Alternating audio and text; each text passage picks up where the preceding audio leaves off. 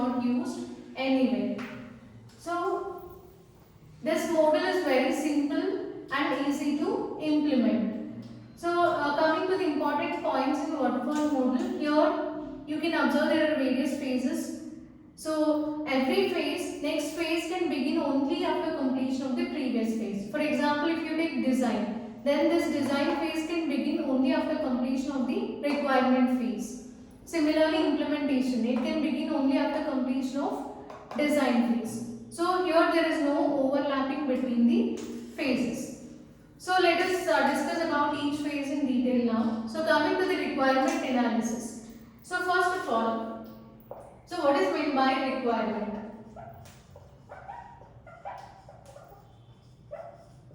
So let us take some real life examples for this. So if you consider a banking system, so usually requirements are categorized into two categories. One is functional requirements and second one is non-functional requirements. So functional requirements means they are here if it in case of this banking system, functional requirement means, for example, if user selects view balance, then in that case, so when user selects this view balance, then he must be able to view latest balance in his account. So that comes under this functional requirement. So I'll tell you what is meant by functional and non-functional requirements in detail in upcoming lectures. So here I just want to explain you what is meant by requirement. So this is functional, whereas non-functional requirement means, so this page, for example, here user want to move from one page to another page. So that page should be visible to the users within 5 seconds. So users should be able to view every page in the banking system within 5 seconds. Or when we move from one page to another page, so next page should, so he must be able to view the next page within 5 seconds. That is the criteria. So if he is able to view that within this within the given time period, then in that case we can see that the performance is high. Our system is performing well. So that performance comes under non-functional requirement. So we can even take other examples also. University website. So here when user or when student clicks on or selects this course, then in that case he must be able to view all the courses which are offered in that university. Okay, so this is one kind of requirement. So if it is hospital management system, then if user selects one specialization, say cardiology, then he must be able to view all the doctors who are available or who are all the doctors who are available in this specialization in that particular hospital. Okay, so this is also kind of requirement. And when when we are using our mobile applications or banking systems, then in that case when user comes out of the application, then say suppose he came out of the application without selecting this logout button, then how long that page should be in active mode, so that we need to specify, right?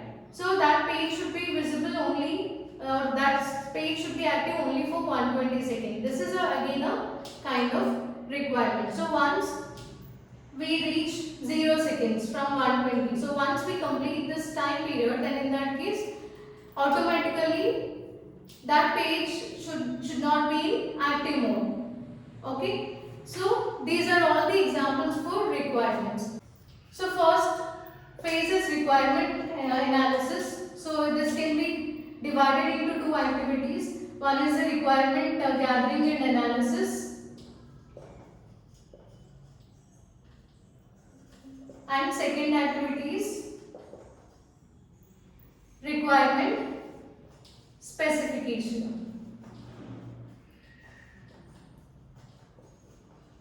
So coming to this requirement gathering. So first Here the main task is to assume that there are two individuals. So one is A and second one is B. Assume that this A is a customer or a client and B is the developer.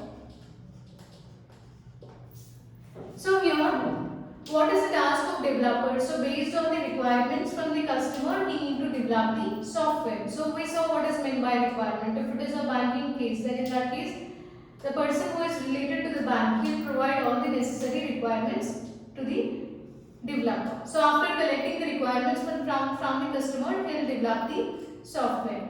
And the main goal of this requirement gathering and analysis is, so first here remove inconsistencies or incomplete requirements. Remove incompleteness. So when can we say that the document, when can we say that the requirement is incomplete? For example, if some part of requirement is omitted,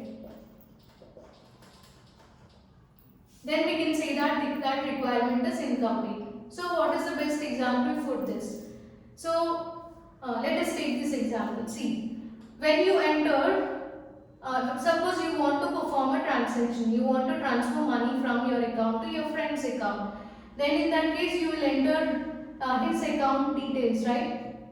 So here you will enter details of your friend, the account to which you want to transfer the money, account number, you will enter that account number and other details.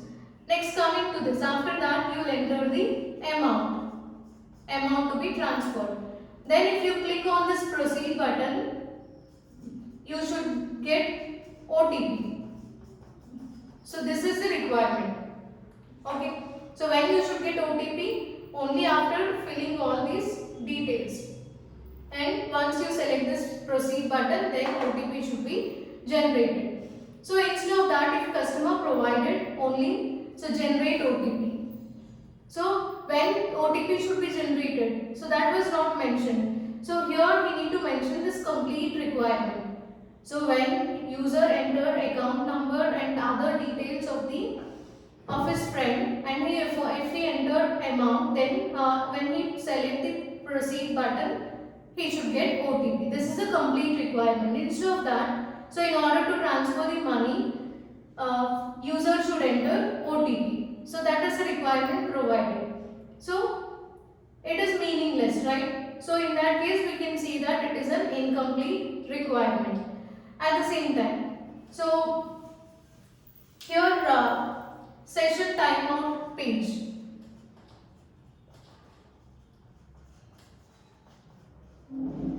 So when this page should be displayed to the customer. So just before we discuss about this. So when the user comes out of his account without logout, or in that case, for how long that page should be in an active mode. So if the time period is given as 120 seconds, then after 120 seconds you should get session timeout page. That is the requirement. But here the complete requirement is not mentioned. So he just the customer or the client mentioned. So once he transferred the money, then session timeout page should be delivered to the customer. So here it is not complete. So for how long this page should be in active mode, that is not represented by the customer clearly. So that is an incomplete requirement. So those incomplete requirements. So some part of the requirement, if it is not mentioned properly or if it is omitted, then those type of requirements should be removed, and if necessary, such type of requirements, or if there are any doubts in the requirements, then they should be discussed with the customer during the meetings. And inconsistencies. So inconsistency means if some part of the requirement, if it contradicts with the other part of the requirement, that is called as inconsistent requirement. So these kind of requirements should be removed. So once the requirements are gathered, then they should be analyzed properly. So that is the first stage. Coming to the second activity, requirement analysis, that is requirement specification. So all the requirements which are gathered before, they should be arranged in the form of a document. So this document is nothing but SRS document. So all the requirements should be mentioned clearly in this SRS, software requirement specification document. So it acts as a contract between developer and customer. So if any dispute arises between the developer and the customer in future, then by examining this SRS document, that dispute can be cleared. So this is about requirement analysis, and you can even write it as requirement analysis and specification phase. Coming to the design phase. So the output of the previous phase, it is provided as input to design. That means SRS document which we prepared here, that will be provided to design phase. So the requirements mentioned in this SRS, they should be converted into a form that can be coded.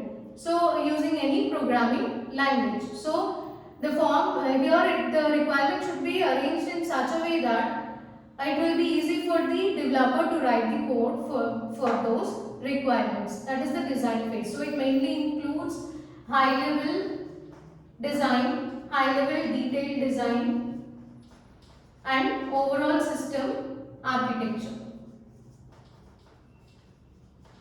like software components, etc.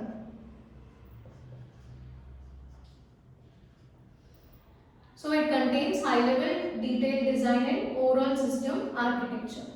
Next, coming to the implementation phase. So during this design, here the project, it won't be developed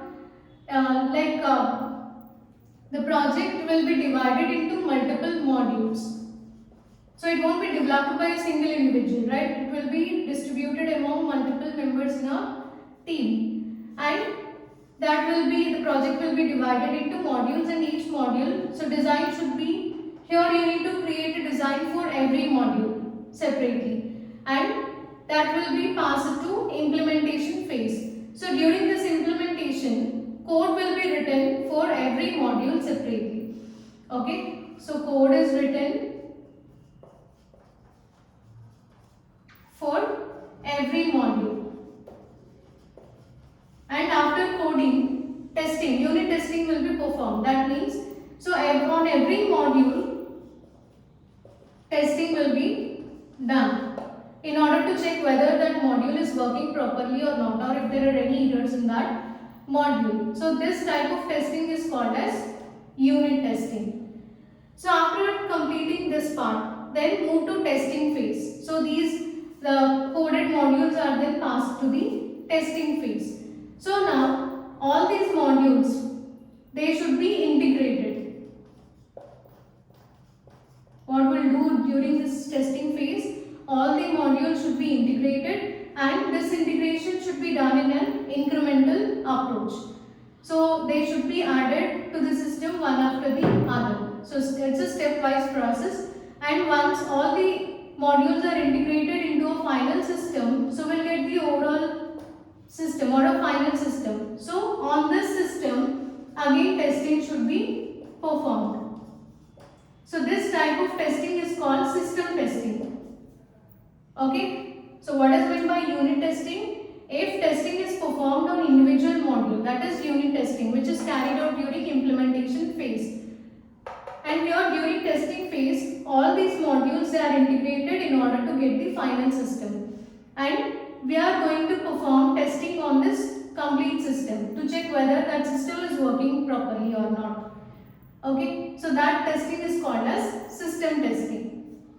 Next is deployment. So here, coming to system testing, there are three types of testings here, testing activities. So we'll discuss them. So first one is alpha testing. So alpha testing is performed by the development team. So software team. Next, coming to beta testing. It is performed by the friendly customers.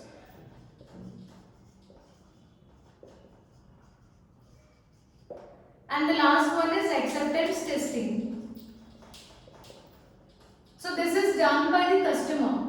So once a product is delivered to the customer, then he'll perform acceptance testing. So if he is satisfied with the designed product, then he'll accept it. So this testing is performed in order to decide whether to accept the system or to reject it. So this is done by the customer.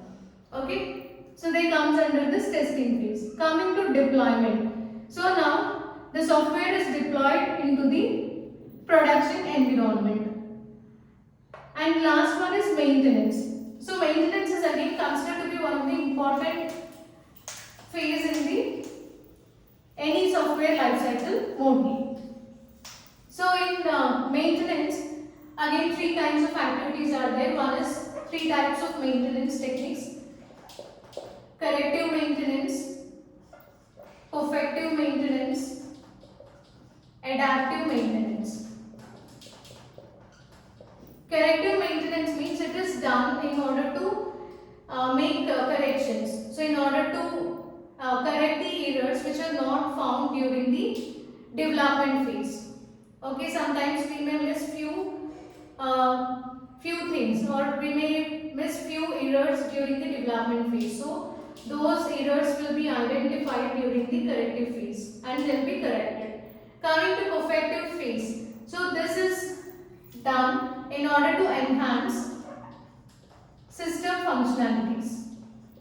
So sometimes customer may request few more functionalities. Then in that case, perfective maintenance is responsible to enhance the system functionalities based on user request. Adaptive maintenance. So it is done in order to for porting. So to port the software from one platform to another platform or new computing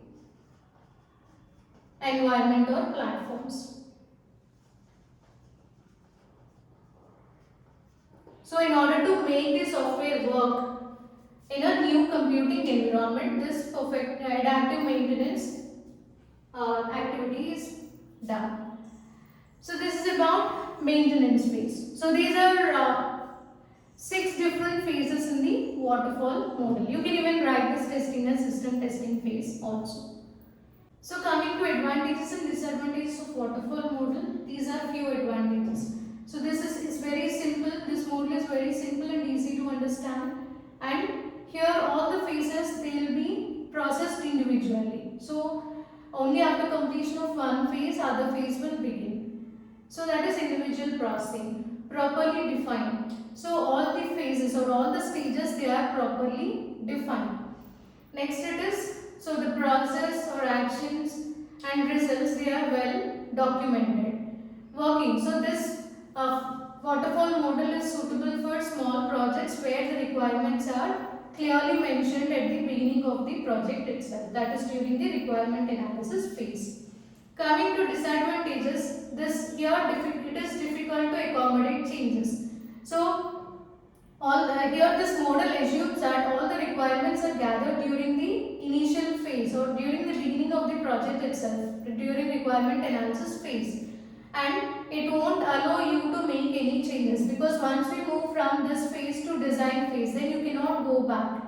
Okay, you cannot add new requirements and it is very difficult to make the changes. But users, usually they keep on making changes to the requirements. So in that case, it is difficult to make change. And coming to the second one, limited flexibility. So this is suitable only for few number of projects, like small projects. So flexibility is very limited. So third one is limited stakeholder involvement. So here stakeholders are nothing but the people who are involved in the project, right? So it can be customer, manager, or anyone. So stakeholders, so they will be involved only during the early stages. Okay, they are not involved during implementation, testing, deployment, and maintenance phases. So here stakeholder involvement is very less. And then the fourth one is late defect detection. Here during this phase, during testing phase only defects are detected. So because we are performing testing in overall system. So overall system testing is performed here. So if defects are detected late in the project, then it will be expensive to fix those bugs or defects in the system. Then the last one is this model is not suitable for complex projects. So not suitable for the complex projects, and at the same time where the requirements are not well defined. So these are few advantages and disadvantages of waterfall model. So this waterfall model is also called as linear sequential model.